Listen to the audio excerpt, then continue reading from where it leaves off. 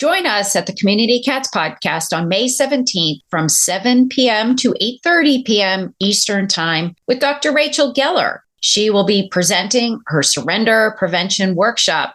As a surrender prevention specialist, your knowledge of cat behavior may be the difference between a cat losing her home and staying in her home. You will be able to get your certificate this season and take advantage of the interactive format, extensive handouts, and footage of actual techniques. Sign up today for a fee of $10 and become Surrender Prevention Certified. See you on May 17th. You've tuned in to the Community Cats Podcast. Ready? Let's go.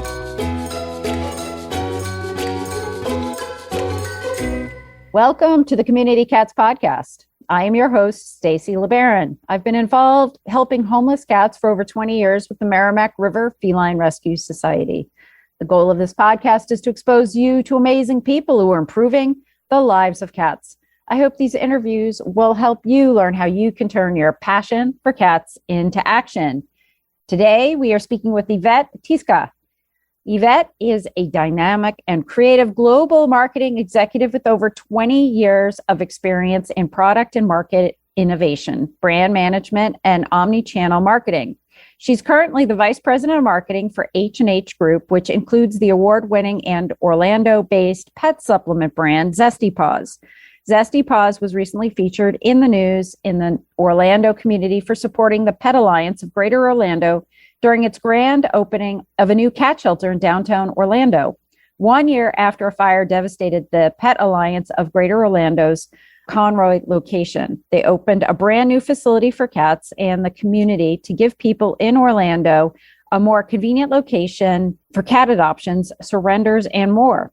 To mark the grand opening, Zesty Paws, a longtime partner of the nonprofit, sponsored all of the adoption fees, which included spay, neuter, surgery, vaccines, blood tests, and microchipping, and provided take-home care kits for the first 30 cats adopted at the shelter. In exciting news, the two organizations were able to clear the shelter of all 30 cats and find them forever homes within the first month of opening. With Yvethe being a pet parent herself, and Zesty Paws being committed to supporting the pet community, especially in the Orlando area, this was a natural fit for the two to work together for the benefit of the cat community. Yvethe, I'd like to welcome you to the show. Thank you, Stacy. I'm very happy to be here. So first and foremost, you must tell me, how did you become passionate about cats? Well, I think all of us that are passionate about cats start with parenting a cat. So I had never had pets growing up, not even a fish, nothing. And when the time came to pick a pet, obviously I could pick between a dog and a cat, but I was so excited to be able to adopt two cats originally. And I adopted them when I lived in Miami in the ASPCA. So I went there and unfortunately I wasn't able to pick both cats. So the person that was in the facility told me, come tomorrow, I'll have a cat for you. And of course, all pets do, he picked me. That was my cat puppy when I got there. He was actually in the dog area, the tiny little cat. I think he was 8 weeks when I got him, and he was my first pet ever, and I fell in love with having a cat. They are so loving, so smart. He would wait for me at the door when I came back from work. So he lived 17 and a half really, really good and healthy years, but that's how I became passionate about cats. Excellent. So you are a marketing executive, and so many of us in the nonprofit space are involved with marketing and outreach and just trying to get the word out about the programs that we do, trying to help the community. Do you have any tips for successful marketing campaigns at all? I think what I've seen work the best is when you market something you have a passion about. I think it's very easy for me and for the team at Zesty Paws and Solid Gold to be able to market the right products because most of us are pet parents. And we have dogs or cats, and a lot of us have cats. Like, I had my cat puppy, and I think that passion of having a pet and knowing how beneficial these products are for them, kind of fuels the desire to tell other people. And you're telling stories that are honest, that are part of your life, or that your family's like that have pets. So I think that's probably the biggest secret that I can share is just be passionate about what you're marketing. Excellent. So just to be on the record here, this is not a paid sponsorship or anything. The story that we would like to tell today on the Community Cats podcast is about how Zesty Paws really embraced the Orlando Pet Alliance. Before we jump into that, though, I'm wondering, Yvethe, if you can share the story about the fire. So that was actually a very unfortunate incident that happened over a year ago. And it was obviously an accident. They tried to save most of the cats. Unfortunately, 17 of them perished in that fire. And the whole community of pet parents in Orlando jumped in to help. We knew that Pet Alliance, being the resilient organization they are, would come back and continue to serve, especially the cat community in Orlando. And it was this past September in 2022 that I went to the opening of the new shelter. And one thing that they have to memorialize those cats that lost their lives at the very front of the facility is the pictures of a lot of those cats.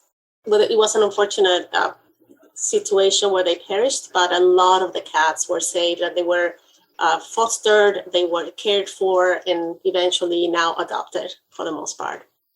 So you mentioned the cat community in Orlando. What is that like?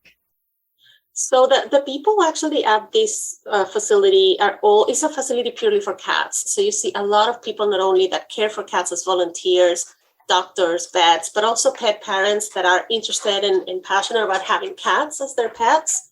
So I was able to go to the opening, and it was filled with cat lovers. And it was just so fun to see cats of all ages, from very, very small to older to adult cats in pairs. A lot of them, as you know, they do really well together. So those were the people that were trying to adopt and give these cats a forever home, but also just to care for them as volunteers, which I think is such a good thing to do, especially if you love cats. So your organization, the group you work with, Zesty Paws, really committed to help and fund quite a few spay neuters for adoption, for cats for adoption. Why is it beneficial for an organization to get involved with the shelter? So we actually have a long-standing relationship with Pet Alliance. They serve the Orlando community, and their mission is to do good things for dogs and cats and the people who love those dogs and cats. In the case specifically of this shelter that is dedicated to cats, we wanted to take away the barrier of having to pay to adopt a cat and make sure the cat is ready to go home. So if you truly have this passion and desire to be a cat parent, we will remove that barrier and allow you to adopt the pet right away. And that also helps fund all the work that Pet Alliance does as far as getting them ready, but takes the burden off of the pet parents. So that facilitated that adoption to go faster in the first month of opening the shelter. So are you specifically committed to Orlando, or are there other organizations around the country that you have an involvement with? So we actually also work with Greater Good. We've worked with them since 2020 when they were doing relocation of pets for example, Hawaii into mainland, because they had so many homeless pets. So we have helped them bring those pets to mainland and be making sure that they're adopted. If you remember, I'm sure you know, in 2020, so many people wanted to become pet parents, and there was kind of a shortage of pets, the adoptable pets here, and they were brought from other areas that had a surplus. So we've worked with them in several initiatives, not only in 2020, but earlier in 22, we also helped them relocate pets displaced by the conflict in Ukraine, which they were just, because there were other organizations helping the humans, but there was nobody helping the pets, and they stepped in and were able to help relocate those pets, service them on location, and helping those pet parents. So Zesty Paws is a for-profit organization. And if I'm wearing my nonprofit hat, because many folks who listen to this podcast are on board of directors of small nonprofit organizations, how do you recommend we as little nonprofits approach corporations to try and get support for the work that we're doing in our communities? I think one really good way would be to share opportunities to partner that are not necessarily long-term, especially if we've never partnered together and we don't know how the fit will be. There's always smaller opportunities. I think our team has done a really good job, for example, in helping with product donations or small events where we can test the waters together. I think that would be a fantastic way to approach big companies that is not as big commitment, but also allows you to see if the brand and the company works well with you, and the company to see the benefit of supporting so many nonprofits that are in the pet space. Cats of the Wild is the podcast for cat lovers who want to make a difference. Listen to inspiring and engaging stories of wild cat conservation and learning how you can help protect cats all over the world. Search for Cats of the Wild in your favorite podcast app now. Do you want to make things easier on yourself and the others in your organization? Our friends at Dubert have teamed up with the Dallas Pets Alive and Spay Neuter Network teams, and together they have created the Companion Case Management module. It allows you to be more proactive with all your organization's needs, create cases for your clients, and organize them by type. Whether it is a rehoming situation, a pet parent needing food or medical assistance, or simply spay and neuter inquiries, CCM can help you manage all of them right from the Dubert system. Plus, a huge bonus, it allows you to connect with those clients right from the case, so there is no need to open up new windows for emails or pull out your phone for text messages. Check it out and learn more at www.dubert.com to get started today. Ever wanted to quickly connect, collaborate, or problem solve with others in the animal welfare field who are, real people? Look no further than Maddie's Pet Forum. Maddie's Pet Forum brings people of animal welfare together with the common goal to keep more people and pets together. We share ideas, expertise, offer each other support, resources, and more. Visit forum.maddie'spetforum.org/cats. Maddie's Pet Forum. Come for an answer. Stay for the community. So as the company wearing the hat, what do you expect to get out of this kind of partnership? I think, brand recognition and for people to know the brand, but also just the ability to help in a cause that we are passionate about. We are passionate about pets. That's what we live for in Zesty Paws and Solid Gold. So if we can help other companies and other nonprofits that are helping pet parents do things that we don't do directly, I think it's a great way to support pet parenting overall, especially for cats. So just quickly, because this is not a paid advertisement in any way, shape, or form, but just to share a little bit about Zesty Paws for our audience to know where you're coming from. Sure. So Zesty Paws is a brand of functional supplements. So think vitamins for humans. There's a similar product for dogs and cats, but they are in a chewable form. So it's actually very easy to give it to your pets. It provides a lot of support for functional benefits. Is this a product that is something that you have to dole out specifically, or if you are feeding a colony of cats, is it something that you can put in the food and let everybody just enjoy it in the food and hope that it helps boost their immunity? So I think what we recommend to give it to each cat individually, and because the form factor is like a treat, it's easy to give it to them. But there's another one, for example, salmon oil. You can just dole it out. You can just put it on a bowl and they can drink it to their heart's content. And that supports, for example, their skin condition, any allergies, anything related to fur. So it depends, I guess, which one you do. Yeah. I mean, there are so many folks that they worry about their community cats. They want to support them because if something did happen, it's so hard to catch them. And if you're, in the Orlando area, there's certainly quite a few free roaming cats out there. And so it's a huge challenge of making that decision of, when can I bring my cat in, or when should I trap the cat? Because that's stressful. And then that causes a whole nother basket of issues. So the more that we can do from a feeding standpoint, providing shelter standpoint, supporting the cat's lower stress environment, I think the better off that we could do for our community cats. I don't know if you have thoughts on that too. So our supplements, again, so you have to give them a specific amount per cat, but we do have a calming formula. I have seen many people give it to their cats. It doesn't sedate the cat. It kind of takes the edge off. So if you're going to be in a situation that is a little bit stressful, say closer to holidays, closer to New Year's Eve, when there's going to be noises and et cetera around, that you can potentially give it to them earlier in the day or during the week, and then just give them freely the salmon oil just to make sure that they have something wholesome to have with their food that also benefits them functionally. Do you know of any shelters that use this product in the sheltering environment with the cats?